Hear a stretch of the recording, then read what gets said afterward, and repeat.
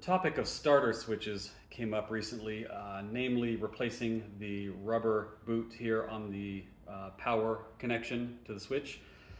It's an easy installation. It's much easier obviously to do with the starter out of the car, but it can be done with the starter in the car. The switch has to come off the back of the starter either way, so it's a little harder to get to the screws with it in the car, but it can be done. But regardless, the switch does have to come off to do this. There are 4 small screws on the back of the starter here. One of them is hidden beneath the rubber boot if you still have a rubber piece intact there. So you need to get all 4 of those out. You may or may not have a cover over the back of the armature here. A lot of the time those are missing. If you do have it, that'll come off with 2 of the screws that hold the switch on. So let's get these screws out. I won't make you sit and watch this. Let's just fast forward. Okay, so with the 4 screws out, you also need to remove the screw that holds the power lead onto the back, the battery cable. And with that, the switch just pops right off. So here is why you can't do this with the switch in place. You can see on the inside of the switch, the rubber has sort of an overhang to hold it in place. And when you tighten that down onto the starter, that gets smashed down. So there's just, I mean, maybe it's actually possible to do it with the starter switch in place. Not easy, not at least with the starter on the engine. I tried that once and it just wasn't worth it. So all you need to do is just get the old rubber piece out and press the new one in, and just make sure that the rubber is wrapped all the way around the inside of the switch, and there we go. It's in. Obviously the rubber flap goes up against the starter here, and that's just to protect against shorts, same as the rest of it. So while this is off, you might want to have a look at your starter contacts. You can see the contacts in here are 2 pieces.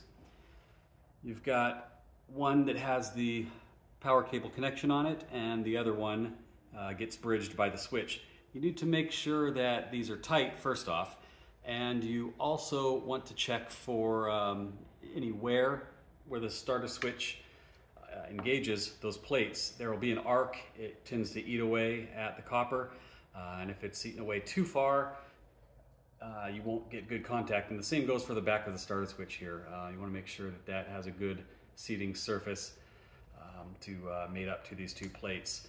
It should also have a little spring and clip in place so everything stays together. That we don't lose any parts down inside the starter. That does happen, don't ask me how I know. That's really about it. It's a very simple device, just a simple mechanical switch. Like the Haynes manual says, installation is the reverse of disassembly. So just slide that back onto there. It'll be a little tighter with a new piece of rubber. Put in your 4 screws. And if you have this little cap, it only goes on one way. It'll be pretty obvious if you have it on the wrong way because the screws won't fit. It just slips over the end of the armature there.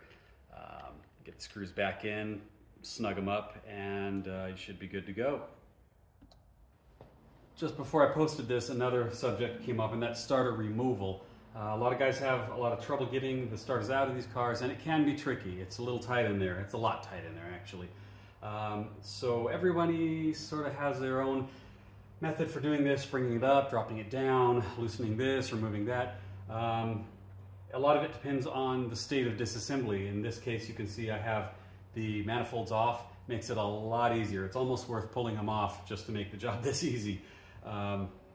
Ordinarily, with everything in place, my method is to pull the starter switch off, rotate the block drain tap around 180 degrees, and that usually gives me enough clearance. I drop the exhaust down also. That'll give me enough clearance to just squeeze it out. The block drain on the TC is right in the middle of the block here. This is a later engine in this particular car, so it's up front. That makes it even easier. But on the TC, it will be right in the center there. So you can either remove it and plug the hole before you lose all your coolant, or just turn it upside down, and that should give you enough room. Some guys will loosen the steering, move the steering box slightly out of the way, and that'll give a little more clearance. I've heard lots of different ways of doing this. This car has the original BC steering box. If you have a Datsun or VW or some other conversion, then all bets are off. You may have to move it out of the way, you may not. I know on cars with Datsun steering, I do not have to move it out of the way.